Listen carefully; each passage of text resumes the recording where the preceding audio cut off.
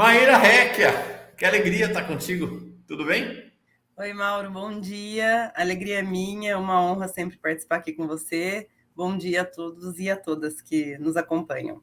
Tava com saudades, depois de alguns meses. Que vitória, hein? Correria, né, de final de ano, campanha, enfim, eu também senti falta de aparecer por aqui.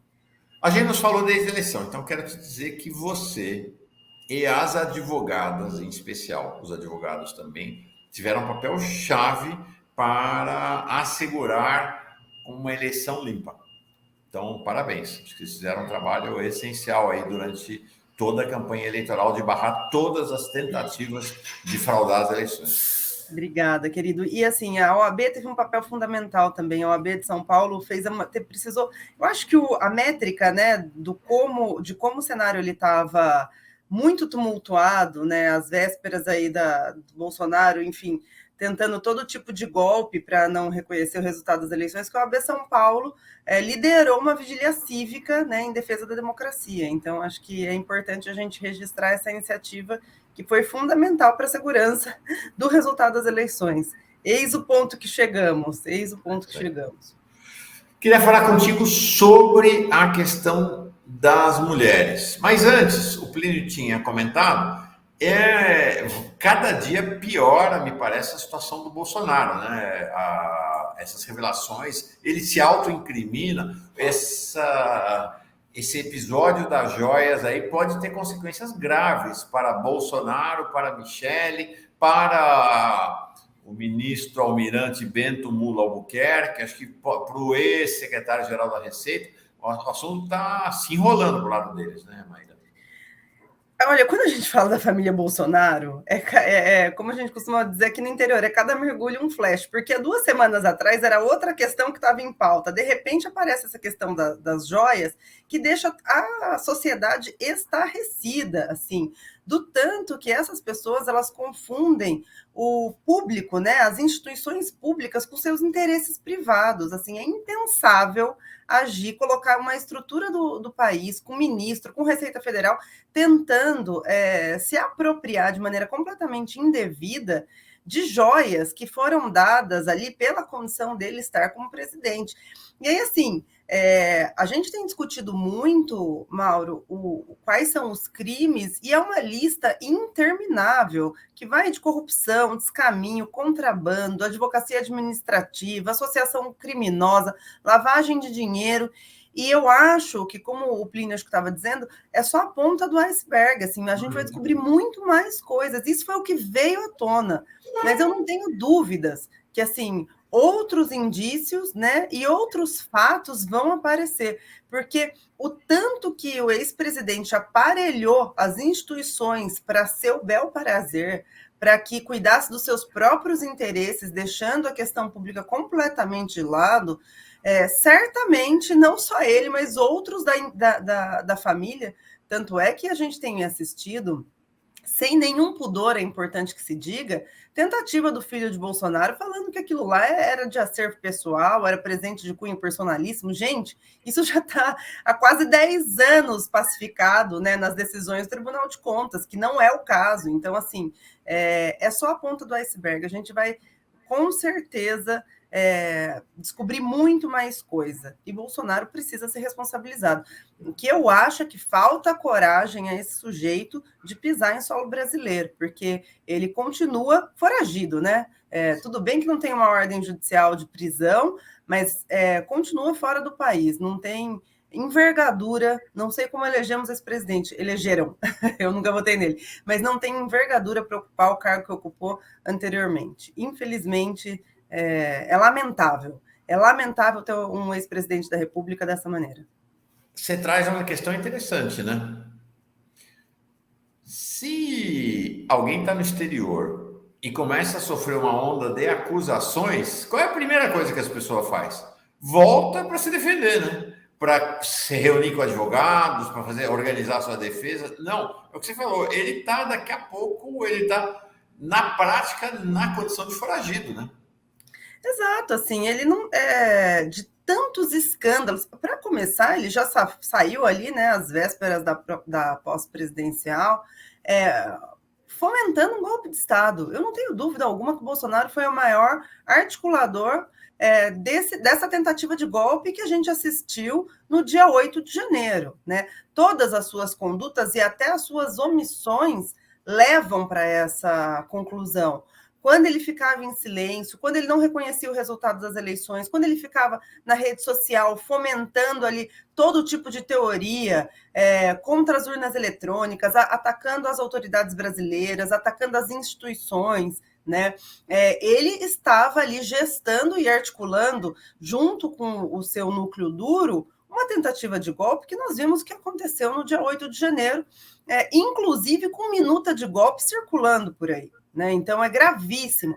Mas, mesmo com todas essas alegações, e aí, se a gente for falar da lista de crimes que Bolsonaro pode responder, ela é extensiva, é muito extensa, porque vem desde a época da pandemia, a questão do charlatanismo, quando ele queria colocar para as pessoas kit Covid, sem nenhuma evidência científica comprovada, então, rachadinha, né? Enfim, a lista é infindável. Mas aí ele sai do país, né? Já acho que se tem alguém que sabe a quantidade de delitos que cometeu, foi ele, né? A gente ainda está descobrindo aos poucos, como em doses homeopáticas, e aí ele sai do país com tudo isso vindo à tona, ele não volta. Né? Ele não vem aqui prestar contas do seu mandato, ele não vem aqui se justificar.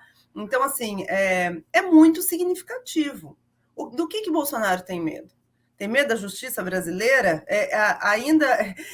Assim, eu acho que vale ressaltar que nós não temos atualmente, né, de maneira como tínhamos na época da Lava Jato, um juiz suspeito e parcial que fosse persegui-lo, né? O presidente Lula não só teve um juiz suspeito e parcial que o tirou das eleições de 2018, e por isso que eu acho que o Sérgio Moro também precisa ser responsabilizado por tudo que a gente sofreu nos anos de governo Bolsonaro, porque o presidente Lula foi tirado da corrida eleitoral, e assim, a gente nem tem um juiz para perseguir Bolsonaro, né?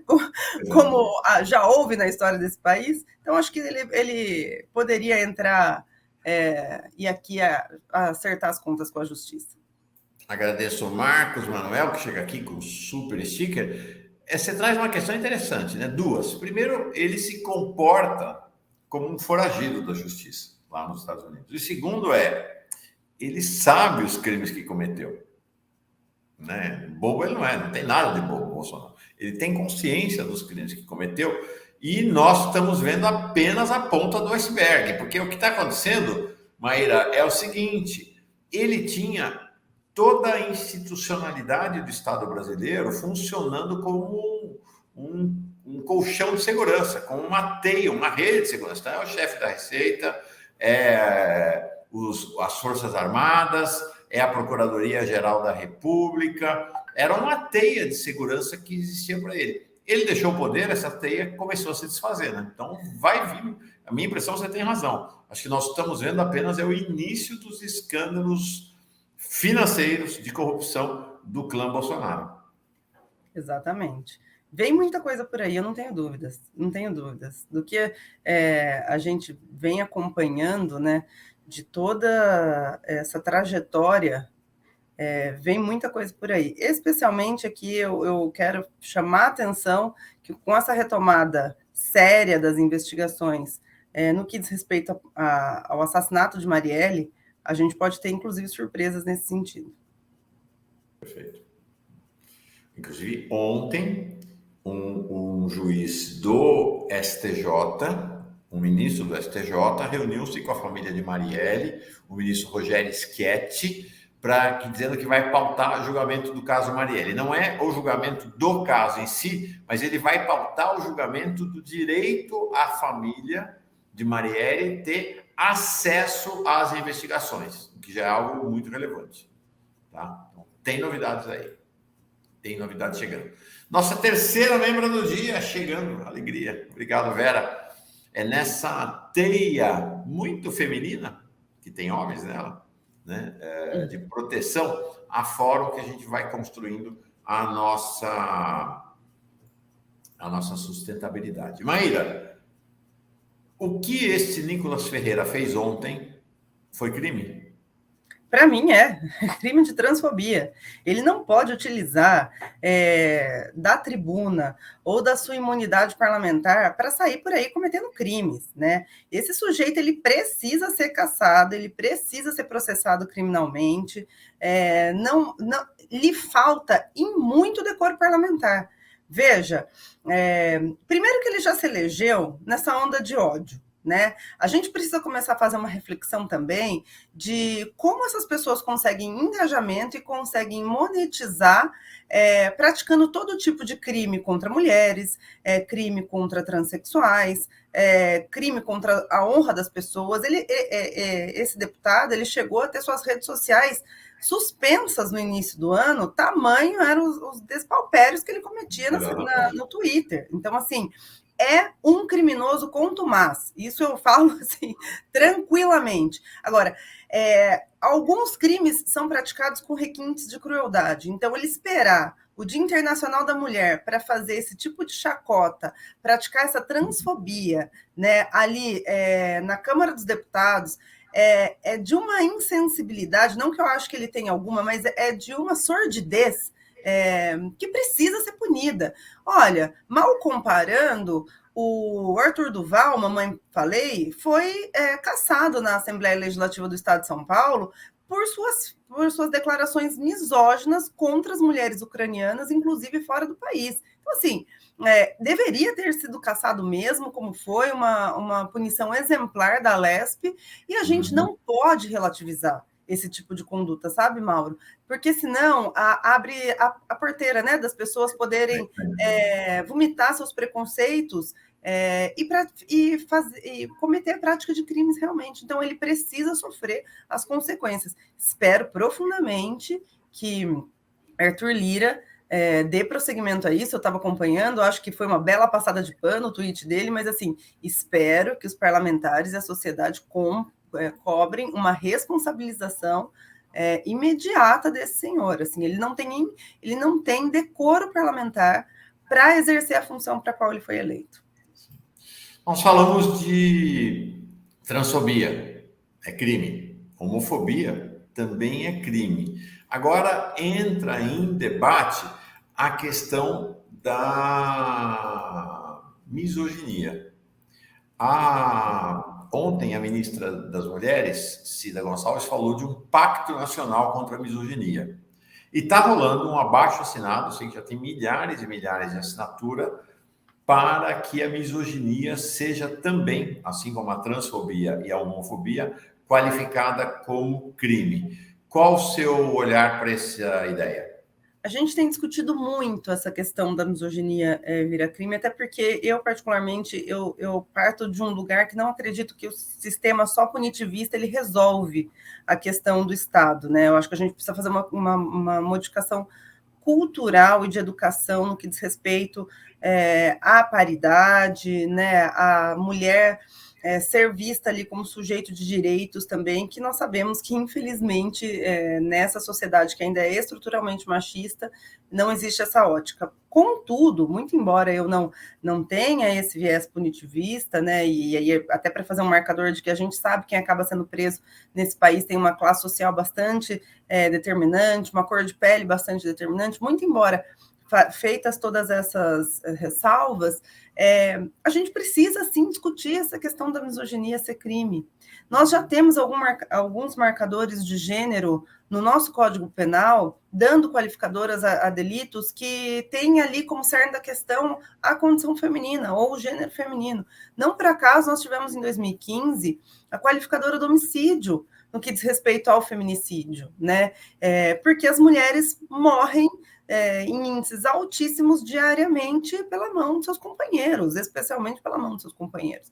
A gente teve que ter uma legislação de importunação sexual, porque as mulheres estavam tendo seus corpos também vilipendiados em estação de metrô, em ponto de ônibus, né? Então, foram alterações legislativas sucessivas visando proteger a mulher.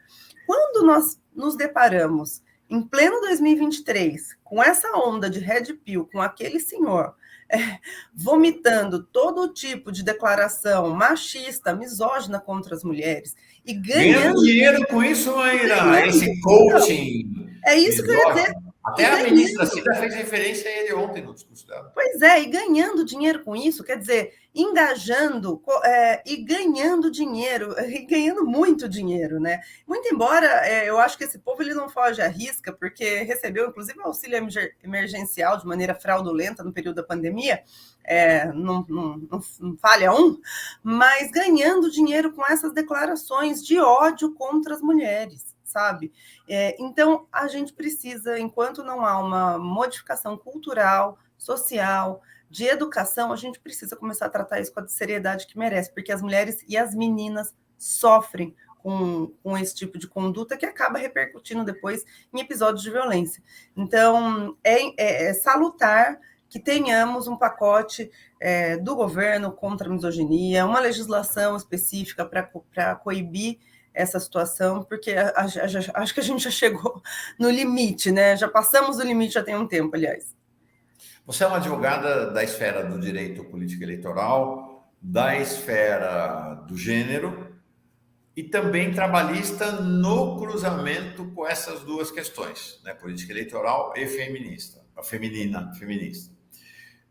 Qual é a relevância na sociedade desta decisão ontem? O presidente Lula e a ministra Cida consideraram, ao lado do pacote contra a violência, como a decisão mais importante, que é a assinatura desse projeto de lei que determina a equidade salarial entre homens e mulheres quando trabalham na mesma função. Isto já está previsto na lei. O que o Lula diz é o seguinte: esta lei agora tem uma palavra diferente, obrigatoriedade, e começa a estabelecer, inclusive, multas, né, de 10 vezes, não, 20 vezes o valor do maior salário da empresa que descumprir. Como é que você vê? Qual é a relevância desta lei? Não apenas da lei, né? Você que está mergulhada nesse universo do trabalho, com a ótica do gênero, qual é a relevância para as mulheres de obter a equidade salarial? Mauro, assim, é de fundamental importância. Infelizmente, a gente já tinha, né, a Constituição Federal que previa a igualdade, prevê, na realidade, a igualdade de direitos e obrigações entre homens e mulheres. A gente sabe que essa igualdade não existe. Infelizmente, existe uma disparidade entre os gêneros em vários vieses, desde a questão do salário até a ocupação de postos de liderança, mas a própria CLT também, a consolidação das leis do trabalho, já trazia a obrigatoriedade ou a proibição de diferença salarial, né, quando se trata de mesma função, mesmo grau de produção, especialidade técnica, um período não superior a 2 anos, ali as pessoas não podem ter salários diferentes, quando tem um período não superior a 2 anos de tempo de casa. O que acontece, na realidade, é que a disparidade salarial continua, as mulheres ganham, em média, 78% do que os homens ganham na mesma função, né? Não existia adequada fiscalização dessa conduta pelas empresas, então o que a gente via muitas vezes é as mulheres indo reclamar em ações trabalhistas individuais, pedindo a equiparação salarial, descrevendo que era uma discriminação em virtude do gênero, para tentar provar na justiça todas essas questões e aí conseguir a equiparação, a diferença salarial de um para o outro. Agora, o que me parece é que essa legislação ela ganha uma robustez, ela ganha uma força maior aplicando uma fiscalização mais efetiva nessas empresas, né? Então, o aparato estatal vai fiscalizar efetivamente se tem essa diferença salarial ou não. E, além disso, a multa cresceu. Então, assim, com a fiscalização, a possibilidade também de multar administrativamente essas empresas, que é onde dói no bolso do empresário, isso traz talvez maior segurança para essas funcionárias que acabam sofrendo com essa discriminação em virtude do gênero. Eu falo, as mulheres sofrem mais assédio moral pelo fato de ser mulheres, sofrem mais assédio sexual no ambiente de trabalho também pelo fato de serem mulheres, e ainda sofrem com uma disparidade salarial, né? Então, é importante que o governo olhe para isso com bastante cuidado, como demonstrou que vai fazê-lo. Então, a gente recebe com entusiasmo esse pacote visando corrigir aí essa disparidade de décadas já, né, que as mulheres recebem menos. Maíra, é assim, as mulheres são cantadas em prosa e verso, né? São as musas, as deusas, as especiais, as maravilhosas, ok. Mas eu vou dizer para você, o que eu conheço do meu diálogo com o universo feminino, tem um outro lado que é o seguinte: é um inferno ser mulher nesse país. Eu não conheço uma mulher do meu universo relacional, Maíra, que não tenha sofrido assédio, que não tenha várias estupradas, que não tenha sofrido discriminação, que não tenha sido xingada. As estatísticas mostram que 2/3 das mulheres do país sofreram algum tipo de violência, sofrem algum tipo de violência na vida. Infelizmente, é uma grande verdade. Assim, ontem, aliás, foi o Dia Internacional da Mulher e o que a gente vem pautando é que é um dia político, é um dia de luta, né? Porque é um ato de resistência ser mulher, assim. As que não sofreram, Mauro, sofrerão em alguma medida algum tipo de violência. Eu não estou falando da violência física ou sexual, que são violências que são mais palpáveis, né? Que fáceis de serem identificadas. Mas a violência psicológica, em algum momento da vida, essas mulheres sofreram ou sofrerão algum tipo de discriminação, algum tipo de assédio, sabe? Então, a gente precisa ter essa discussão de paridade, de colocar as mulheres em posição de liderança, de inserir as mulheres na política, para termos políticas públicas para as mulheres de maneira adequada, né, com esse olhar diferenciado para as questões de gênero. Então, infelizmente, é um ato de resistência, né? O que a gente mais ouve é que nós estamos cansadas, as mulheres estão cansadas de lutar por direitos básicos, direitos humanos, direito a respeito, à educação, salários iguais, direito à vida, né? O lugar mais perigoso para crianças e mulheres é dentro de casa.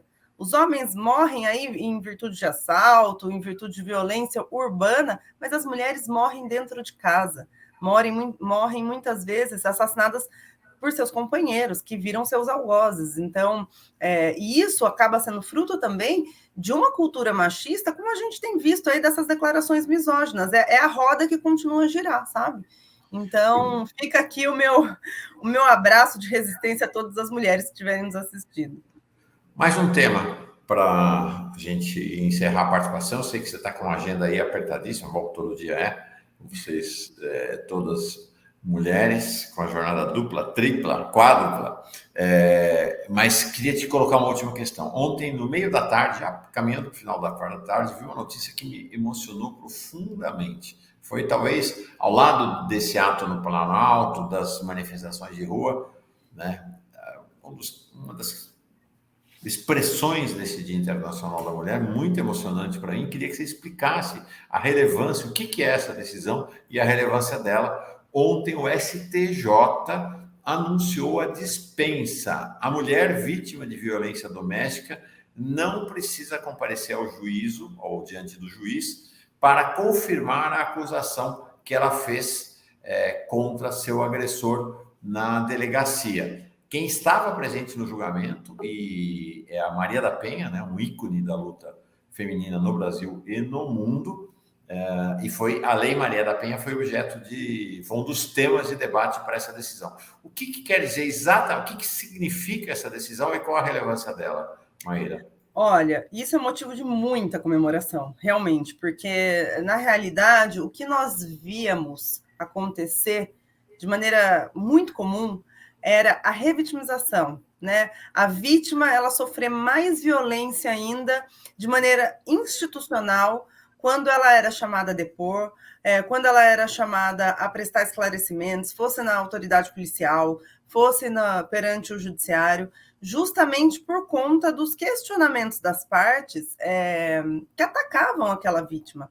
A gente acabou tendo que ter uma lei, a Lei Mari Ferrer, para que as mulheres não tivessem sendo submetidas à violência institucional no momento dos seus depoimentos, quando elas já têm que contar um fato traumatizante o suficiente e acabam sendo atacadas pelo fato de serem mulheres, pelo fato de serem as vítimas ali toda hora colocando sua palavra em xeque. Eu já assisti violências gravíssimas em audiências, em casos de estupro, onde as mulheres eram perguntadas se elas tinham falado não com convicção, sabe? Isso é de uma crueldade para com as vítimas. A gente acabou de ver também o caso da Titi Miller, que foi calada judicialmente numa grande violência institucional de não poder contar sua própria história. Então, assim, o fato das mulheres não precisarem ser ouvidas novamente, isso impede a revitimização, impede que o processo seja utilizado como mais um instrumento do seu sofrimento. Ela já falou, ela já deu a sua versão dos fatos, a palavra da vítima ela tem que ter um valor probatório maior, é claro que é aliado a outros meios de convicção, né, outros indícios, mas a palavra da vítima ela tem que ser preponderante e questionada só em casos onde, de fato, ela haja indícios ali de que ela está falando a mentira. Então, eu acho que essa decisão do STJ de preservar a palavra da vítima, né, de não colocar em xeque aquela alegação e, acima de tudo, de proteger essa vítima para que o processo não seja mais um instrumento de sofrimento pelo que ela passou, é fundamental. É fundamental e demonstra um avanço do judiciário, aplicando aí a cartilha do CNJ, que é uma cartilha para julgamentos com perspectiva de gênero, que eu sempre falo para todo mundo dar uma olhada, porque é de fácil acesso, linguagem, etc., para proteger as mulheres, né? Que, infelizmente... Existe uma cartilha do STJ para julgamentos com perspectiva de gênero? Tem uma cartilha do CNJ.